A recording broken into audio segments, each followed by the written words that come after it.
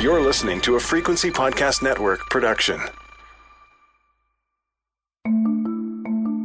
If it feels like you've heard more about labor action over the past several months than you have in recent years, well, you'd be correct.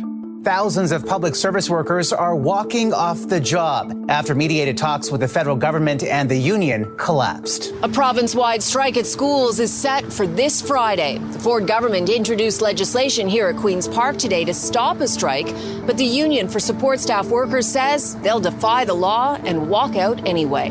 It came with great sadness that we came to this crossroads, but we had no choice.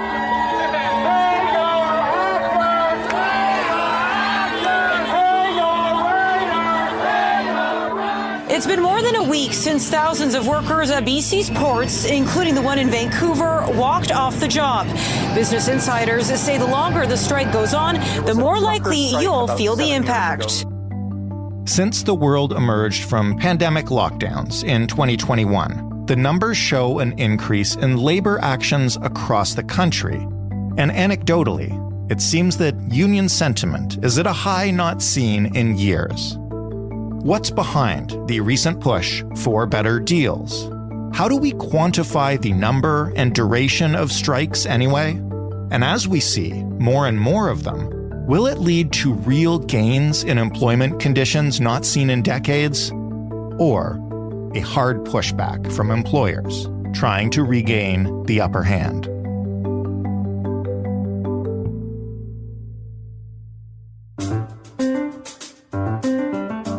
I'm Jordan Heath-Rawlings. This is The Big Story. Dr. Stephanie Ross is an associate professor in the School of Labor Studies at McMaster University. Hello, Dr. Ross. Hi, Jordan. How are you? I'm doing very well. This is a summer, a year maybe even, of labor discontent. Is that fair to say? It's very fair to say. It's not just a year, it's several years of labor discontent that's been rising since 2021. And it's not just happening in Canada. It's happening south of the border, and it's happening in Europe. You know, it seems like the labor movement has really re-embraced the strike as a way to make gains for workers, and we're seeing it all over the economy. Have we woken up a sleeping dragon, or am I exaggerating now? Well, I don't know about that. Fair I mean, enough. For sure, like the labor movement is a very powerful force in society. But had been dormant for decades? Am I wrong? Well, I think that there have certainly been conditions that have made it much harder for the labor movement to use the strike as a tool to make advances for workers. There's no question about that. If we go back to, the 1980s and 90s, where, the processes of globalization really began to accelerate, especially in private sector manufacturing, which used to be a very highly unionized sector, right? Mm-hmm. The threat of job loss, having jobs move overseas or to move to places where labor was perhaps more compliant or the laws were more repressive, meant that, many workers and their unions were afraid to use the strike because, you might be giving your employer a reason to pack up and move somewhere else.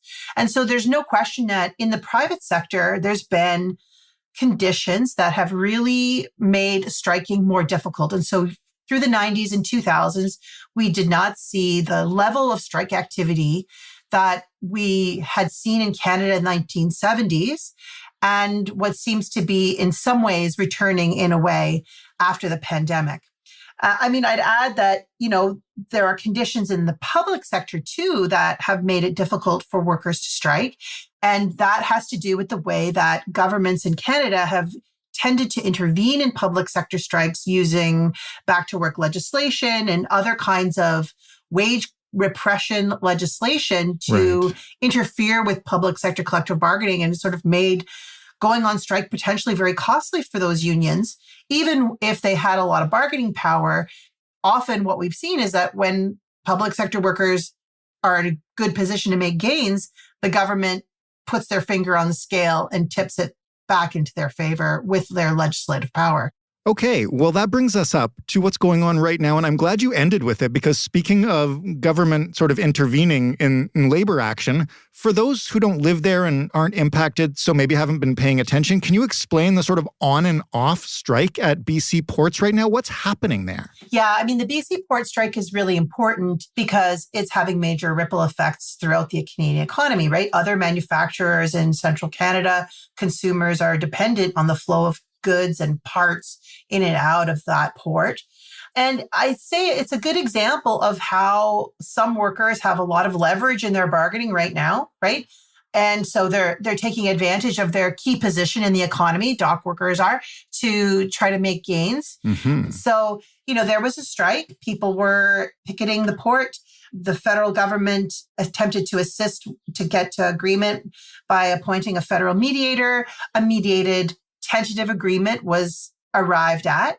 But, the key word in that phrase is tentative. Mm-hmm. And I expect that, when the tentative agreement was reached, the union pulled down the picket lines as a sign of good faith. But, the union has an internal democratic process to put a tentative agreement to a wider group of representatives. And that group said, this agreement's not good enough for our members.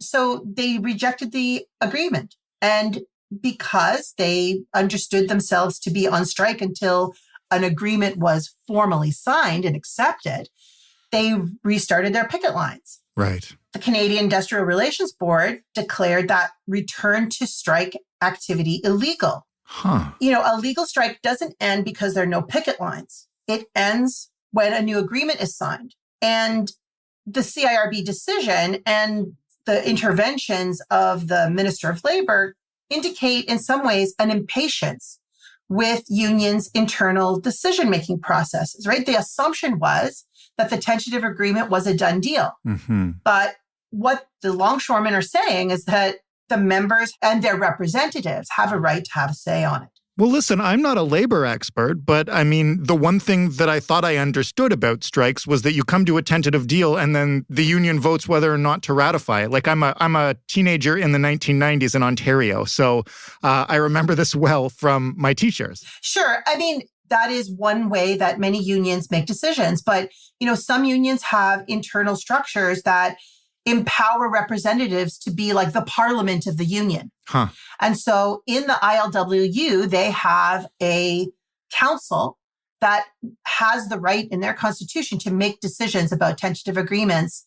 It's true that for a final ratification, all the members need to vote. And that is indeed what's happening now.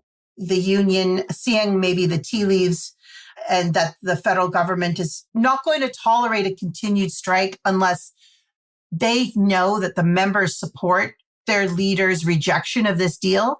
Members are now voting on this tentative agreement. And so we'll see if the members think that it's good enough or whether they agree with their leaders who rejected the tentative agreement that it's not good enough. So this is the most recent example of labor action. We also did an episode just last week about the dual Hollywood strikes, obviously American, but impacting people worldwide. For sure. You mentioned this really started to surge in 2021. Can you just sort of walk us through a few of the high-profile Canadian examples that illustrate this? Sure. I mean, I think probably most people recall that in the spring of 2023, we had a nationwide strike of federal government workers, the Public Service Alliance of Canada, who had not been on strike since the late 1990s. So that was a really important and high-profile strike. In the fall of 2022 in Ontario, education workers represented by CUPE were on strike. So that was another province-wide strike. Construction workers were on strike in Ontario last summer. Those are, I think, some of the most attended to high-profile actions that consumed a lot of people's attention. But then I would add to that a whole host of negotiations that have gone down to the wire, like WestJet pilots, Metro grocery store workers in the Greater Toronto Area, where strikes were averted at the 11th hour. But, those rounds of negotiation were characterized by extremely high participation strike votes, In the case of the Metro grocery store workers, 100% of the members voting in favor of a strike before negotiations even started. And WestJet pilots had well over 90% participation with high 90s in favor of striking. Right. So we've been paying very close attention to the question of the labor movement and of the strike as a tool because of these very high profile instances where few people could really ignore what was going on because probably most everyone was touched by some of those strikes in the last year, 2 years. When we talk about a surge or even just a reemergence of labor action or strike threats or even unionization, can we quantify that? How do we do that? For sure. Statistics Canada keeps track and keeps data on the incidence of strikes. So for instance, in 2019, before the pandemic, there were lots of strikes, about 128 in Canada, but there were much smaller workplaces involved in those strikes, and those strikes didn't last as long. And in 2020, we only saw 66 strikes in Canada. Compare that to 2021, we saw 186 strikes. Last year, 175 strikes. And this year, we're only at the halfway mark. We've already seen 99 strikes. Okay. And if we look at person days lost, so, the number of strikes times the number of people times the duration of a strike, we're getting in the range of 2 million person days lost to strikes. That sounds big. And certainly it's more person days lost than in the last number of years, if we look at the last 5 years. Right. But if we look at a longer period of time, in the 1970s, Canada had strikes to the tune of 12 million person days lost. Wow. The strike activity in the 1970s in Canada was much, much higher than that we're experiencing now, even though in recent times, 2 million person days lost in a year is quite a lot and is certainly an uptick. You touched on this at the very beginning, but maybe if you could point to a few factors that are driving this renewed willingness to strike. In terms of the short-term pressures or conditions, I think we're looking at a lot of pent-up frustration from the pandemic, where people went to work in lots of sectors, public and private, under conditions that were very difficult and very risky, where they also were asked to sacrifice quite a lot. Mm-hmm. And I think that coming back out of the pandemic to the extent that we are, that people feel like their sacrifices now need to be acknowledged and rewarded in some important way. Right. So I think that's one factor. I think that combined with that is inflation, and the inflationary pressures are definitely driving what we sometimes call catch-up militancy, because inflation eats away at people's real wages. So, historically, say in the last 10 years, if you're getting like a 2% wage increase per year, which was actually considered quite good in lots of previous collective agreements, it's not going to cut it when inflation is 6, 7, 8% per year. Mm-hmm. And in that sense, people are fighting against a real wage cut. Right. And then I think the other factor is the conditions of labor shortage. There are fewer workers either available or willing to work in certain sectors. There are a whole bunch of conditions that are creating pressures, especially in those parts of the economy that really relied on low wages. Mm-hmm. And that creates excellent conditions for workers to exert their power. If there's a condition of labor shortage, it means that employers have less capacity to replace you. And that's a key factor in deciding whether or not withdrawing your labor is going to work. And then I think the witnessing of record profits made by certain employers is also creating a subjective experience of the last 5 years that make people feel like enough is enough. Yeah. That especially in particular sectors that like grocery stores, even in the port strike, we're talking about employers that have made record profits over the last several years. There's a lot of profit taking that in fact is driving inflation, but it also reflects the unequal pain and unequal gain coming out of the pandemic. And I think that is definitely driving people's militancy. What are the conditions required for this to be an actual resurgence where the labor movement can keep building over years? I presume a number of things have to go right for that to happen. I think one question I have about how sustainable this wave of labor action is going to be is whether or not unions in Canada anyway will take advantage to organize more workers into unions. Right. That question of whether or not unionization will spread will, I think, determine whether or not the labor movement emerges stronger.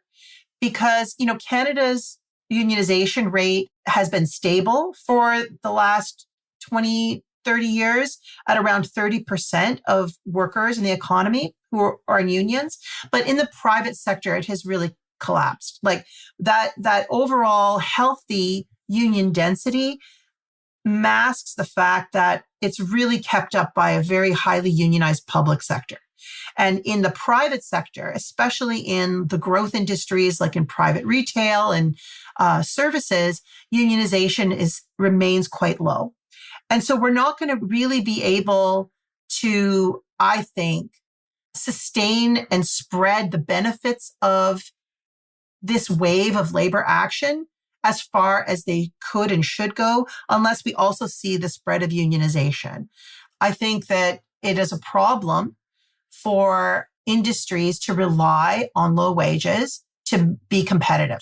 And one major way to transform those low wage and difficult jobs into better jobs is through unionization.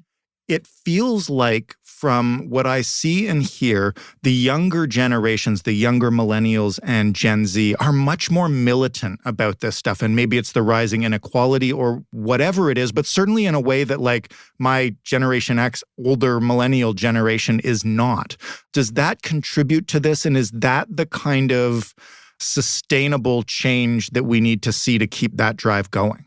For sure. I think that Gen Z is much more pro-union than previous generations. They're much more pro-collective action. And they are also less tolerant of a situation where they are living to work and they prioritize things outside of the workplace to a far greater extent. And, that has an interesting effect in terms of making them much less tolerant of bad treatment and bad conditions. This is a generation who is almost utterly cut out of the prospect of home ownership.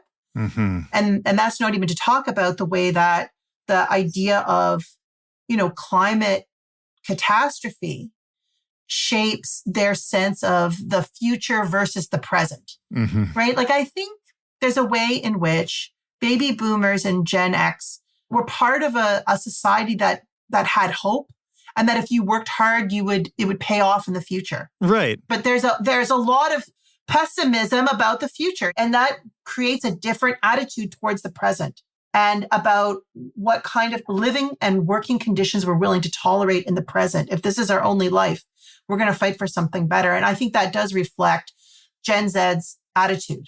The last thing I want to ask you about, and I'm really glad we've talked about this from the perspective of the worker for most of it, is the perspective from management and specifically how militant they'll be willing to be and how hard they'll fight back. And I ask this because a big story coming out of the Hollywood strikes were some of the executives saying, they're hoping to drag this on until people start losing their homes. Mm-hmm. And how far will management be willing to go to crack down on this rising movement? Well, I think it all depends on what their alternative options are, right? If management believes that they can achieve their goals by breaking a strike, they have lots of wealth or they have potential technological solutions to these labor shortages, which I think is how we should understand the rise of artificial intelligence in various industries. Right. If they believe that they have the capacity to wait people out and to eventually use technology to reduce their reliance on this scarce and more expensive labor, then yeah, they're more likely to be willing to go to the wall. But, in the short run, there are good reasons to think that many employers are going to have to sign deals that they might not otherwise.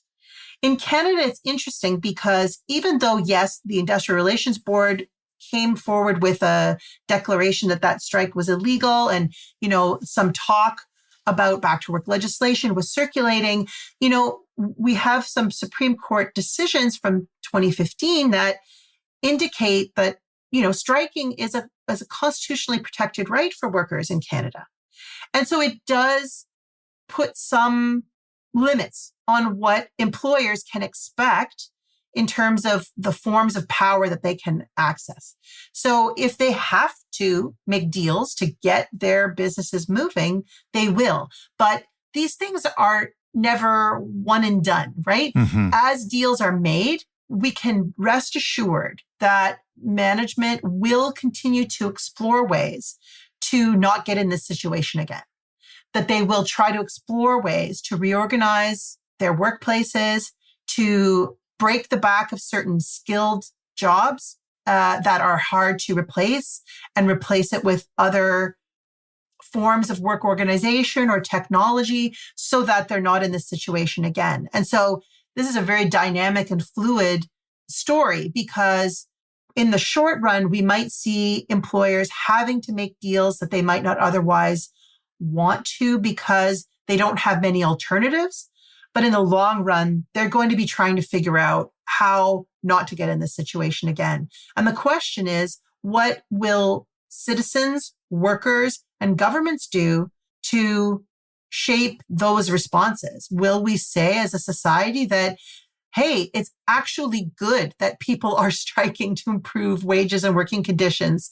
It's actually a good thing that unions have found more confidence, that it's actually a good thing to see more wages in the hands of people rather than, profits sitting in bank accounts. And if people start to realize that unions play a fundamental role in redistributing wealth, then maybe we can start to see we have to line up behind them and defend them when those attacks eventually come.